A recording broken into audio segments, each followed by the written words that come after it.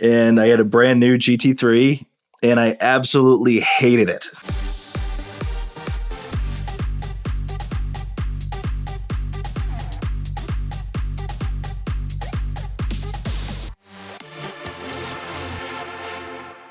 Apart from loving BMWs and Land Rovers, I also am a Porsche guy. I bought my first Porsche in 2015. It was a GT3, and at that time, it was my daily driver. I drove it all 4 seasons in New England, which is probably ill-advised, but it did fine in the winter, and it was a great car. I bought it used, and it was a great spec of car, but I knew I wanted the 991.2, which was essentially the same car that I had. I had a 991.1 2015. The dot two had a little bit bigger engine, more power, and is a car that I figured I like the one I have. I'll like the newer one just as well. So I looked around. A friend of mine at a dealership had one and said I could have it for a little bit. It was a screw up in the trade in, but to make it up for me, he said, I have a new Porsche 992, a 2022 allocation. If you want that, you can drive the 991.2 until that one comes in, and you'll have a brand new GT3. So I decided, well, I liked the 991.1 I had. I liked the 991.2 I had. The 992 looks great. So it's brand new. I get to spec it out any way I want. I go through the whole process. I wanted a PTS color. Um, got all the options that I wanted. It ended up being a pretty well optioned car, in my opinion. And I waited and waited and waited and waited through production delays and shipping delays and everything else. And it finally arrived. And I had a brand new GT3, and I absolutely hated it. The 992 it had a lot of the same features as the 991, but it had the new 992 interior with the screens instead of the gauges and a large screen in the center, and all the 992 new interfaces and mode selection on the steering wheel. And it was just too much technology. I liked my cars kind of old school, and the 991 I feel like was the perfect level of technology for what is supposed to be a race car for the streets. So the 991 was raw. It gave you one little screen on a gauge, and you could customize the way you wanted it, but you had analog gauges, you had CarPlay in the center, and for me, that was the absolute perfect amount of technology.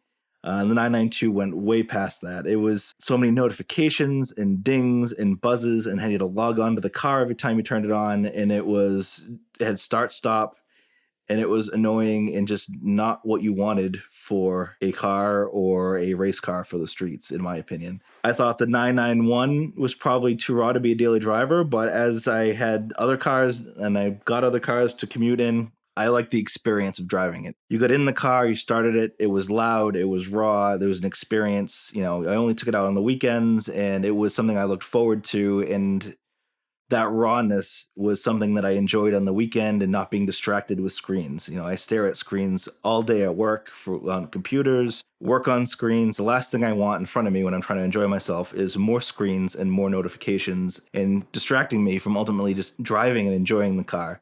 And I feel like the 992 completely missed the mark on that. It was too little information, but also too much information at the same time. I got used to the 991. You had your analog gauges for your fuel and oil pressure and oil temperature and water temperature.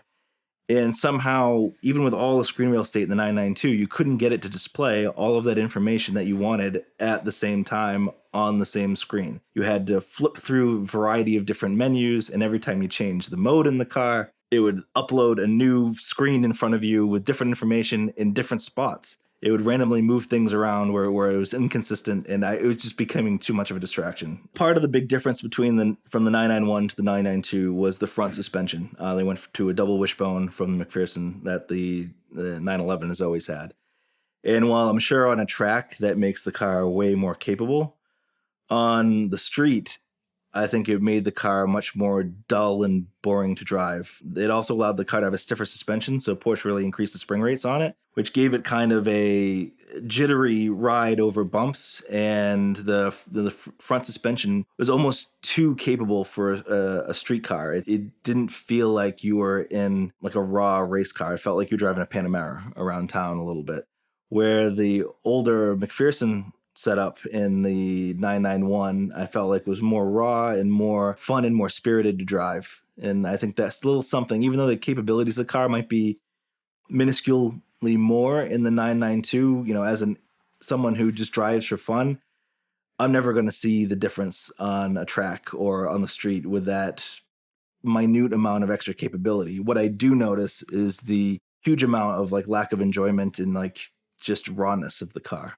The 991 felt a little bit more connected. I think it had a little bit less sound deadening in it, and you could hear the engine, you can hear the clutch right behind you in the 911 GT3. The transmission and the clutch is right behind you, behind where the back seats would normally be in a 911. In the 991, you could hear that very clearly, the clutch engagement in and out and sort of the rattling of it. In the 992, you didn't get any of that noise. It was very an isolated experience. Very little engine noise, no transmission or clutch noise, and just the size of the car made it feel more dull and less agile. I didn't end up enjoy driving it, and I knew I hated the car when we have a friend who has a older Porsche. He called me one day. He's like, "Hey, I'm going to be in your neighborhood down by the beach to go get a sandwich." He's like, "You want to meet me there?" And I said, "Yeah, I'll meet you." And he's like, "Yeah, bring a car." And I was like, "All right." And he's like, "We'll take some pictures." Great. So I showed up in my old BMW. And he's like, "Oh, I thought you would take the Porsche. You just got it." And, I brought my Porsche and, I thought it'd be a nice Porsche photo shoot. I'm like, to be honest with you, I forgot I owned it. I just immediately, when you said bring a nice car, I went right to my old BMW, got in it and drove here. And that's kind of when I knew, like, this is not the car for me. It's just too much stuff in it. I want it to be raw and in the experience driving it. And it just was not that for me. And I'd love to go back to a 991.2. I think, like I said, that was the perfect amount of technology in the car for me and the perfect level of like rawness for a street car. And I think that's a balance that was really hard to get in a car. And I think Porsche nailed it with the 991. And I just think they missed the mark on the new car.